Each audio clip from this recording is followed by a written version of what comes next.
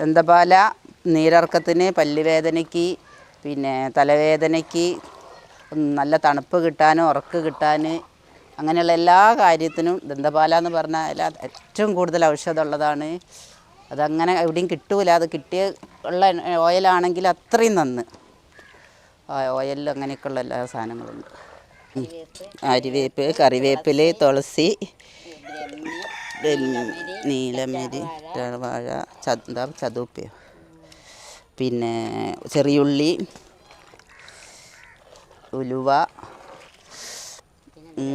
കരിഞ്ജീരകം, 21 തരമാണ്.